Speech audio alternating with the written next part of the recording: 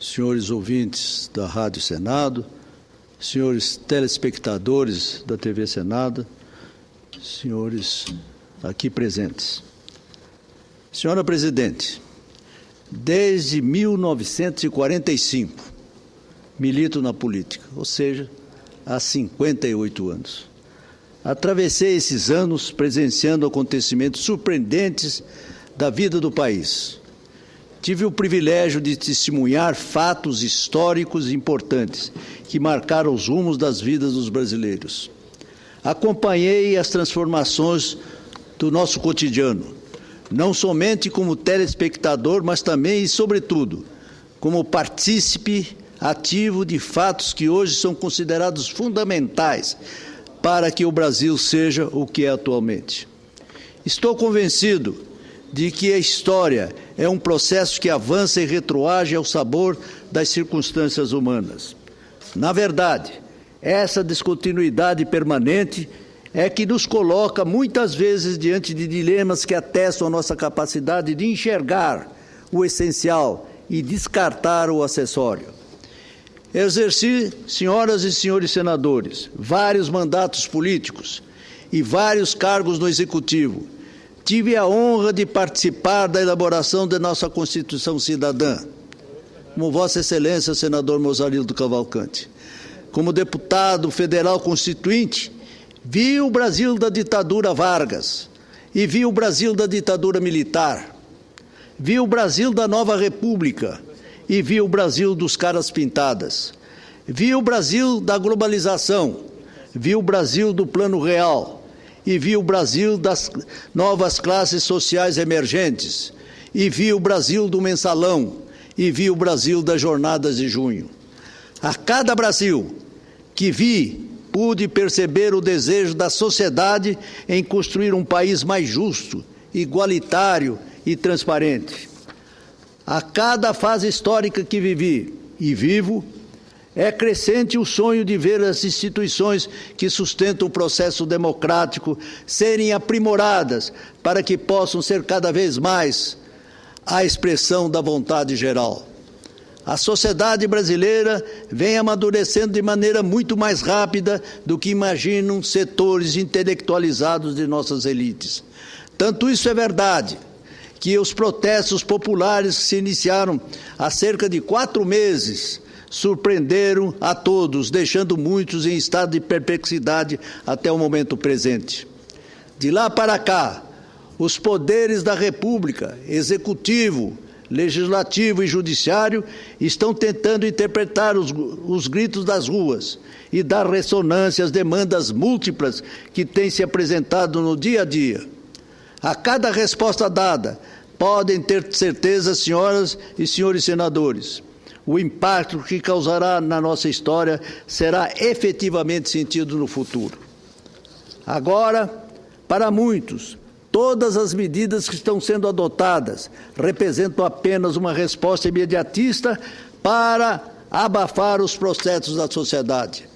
Só que muitos se esquecem de que essas decisões permanecerão como passos concretos de uma nova caminhada que iniciamos sob intensa pressão popular. A minha experiência, senhoras e senhores senadores, na política, mostra que nada acontece por acaso. Antes de junho vivíamos em letargia institucional.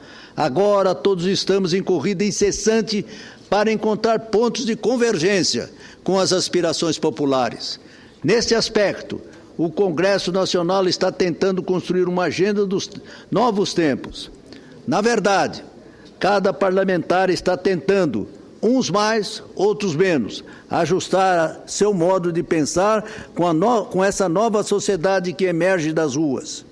Uma vontade cidadã que muitas vezes nega os partidos, nega a representação parlamentar, nega o poder e nega qualquer tipo de liderança tradicional.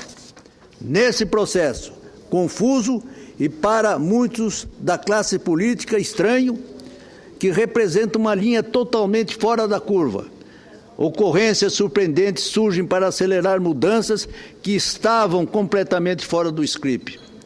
Foi o caso da histórica e tenebrosa votação na Câmara dos Deputados, que manteve o senhor Nathan Donadon no cargo de deputado federal. Ele foi condenado a mais de 13 anos de prisão, em regime fechado, por peculato e formação de quadrilha. Ao deixar de cassar o mandato do deputado, a Câmara deu ensejo uma situação esdrúxula. Mesmo sem os direitos políticos e encarcerado, Donadon permanece deputado federal. O teatro do absurdo parece ter voltado à moda. Não há, senhora presidente, na história do parlamento brasileiro, de um acontecimento tão significativo de sentido, demonstrando o tamanho do abismo entre o eleito e os eleitores, os representantes e os representados, a vontade do legislativo e a vontade do povo. Tratou-se de um momento repleto de simbolismo, que coloca às nossas cabeças um sinal de alerta, nos indicando claramente que está na hora de fazer mudanças ousadas, porque os tempos são ousados. Esse acontecimento acelerou a história brasileira no sentido de colocar em pauta, de maneira irrecorrível, a extinção do voto secreto do Congresso. Ontem, a Comissão de Constituição e Justiça do Senado perdeu a oportunidade de dar uma resposta à altura dos anseios da sociedade.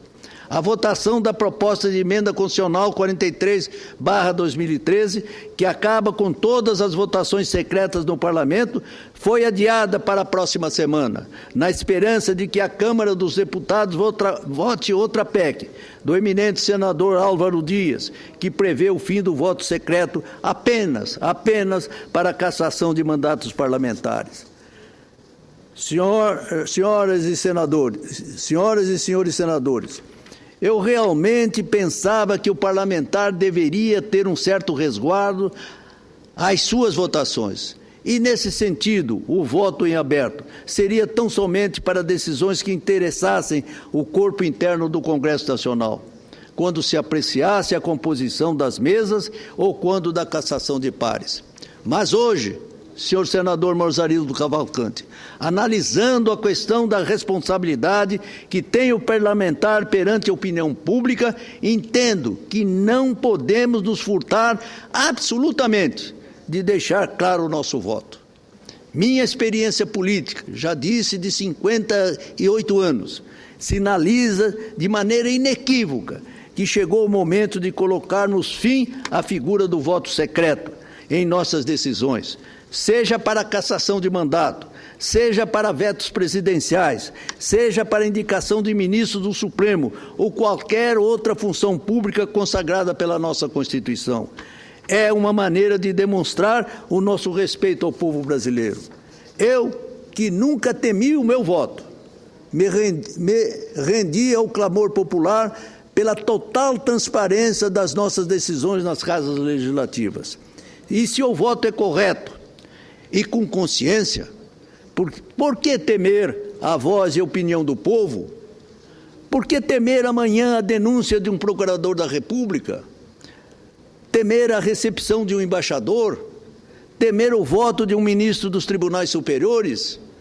Ou a contrariedade da chefe do Executivo quando o parlamentar votar contra o veto presidencial?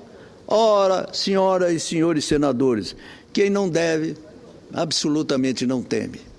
Não podemos mais conviver com esse tipo de voto no Congresso brasileiro. Tenho lido com respeito algumas ponderações de muitos colegas sobre essa matéria. Reconheço que muitos se acautelam com abertura ampla, geral e restrita dos votos, temendo com razão as pressões advindas do Poder Executivo quando matérias polêmicas de interesse aqui pousarem para serem decididas por cada senador. O voto secreto, nesses casos, resguardaria a autonomia do parlamentar, liberando-o de retaliações futuras por ter contrariado a vontade do rei ou da rainha. Sinto muito, mas não concordo com essa tese. O que o parlamentar deve ter em mente é que aqui ele representa a vontade do eleitor. Suas convicções são as da sociedade. O voto aberto deve ser a expressão inequívoca da liberdade de opinar conforme as convicções de cada um. O exercício político deve ser sempre encarado como um ato de coragem e nunca de covardia. o deputado ou o senador jamais devem ter medo de mostrar o seu voto em casos como os citados, porque, nesse momento, senhora presidente, devo concluir dentro de alguns minutinhos e conto com a tolerância que sempre demonstrada por Vossa Excelência. Eu repito, o exercício político deve ser sempre encarado como um ato de coragem e nunca de covardia. O deputado e o senador jamais devem ter medo de mostrar o seu voto em casos como os citados, porque, nesse momento, que ele mostra com total transparência quais são os seus compromissos e suas convicções. Será sempre nesse momento que o eleitor poderá escrutiná-lo democraticamente, sem a dúvida gerada pelo voto dado no chamado, entre aspas, escurinho do cinema.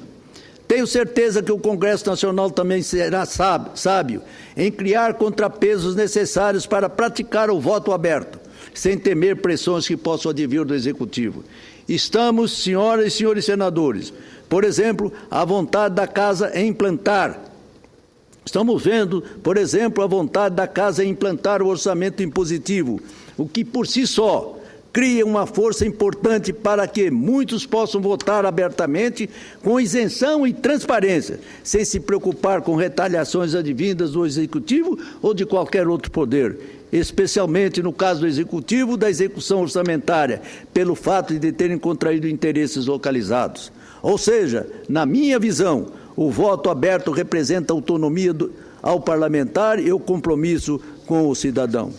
Senhora Presidente e senhores senadores, já vi acontecimentos importantes na história de nosso país. Estou convencido, nesta fase da minha vida, de que o voto aberto, na sua maior expressão, será um passo correto, dado no sentido de avançarmos no aprimoramento de nossa democracia. Se quisermos mudar a cara do Brasil, a hora é agora. Muito obrigado, senhora Presidente, pela atenção que me dispensou, sobretudo com relação ao tempo que utilizei.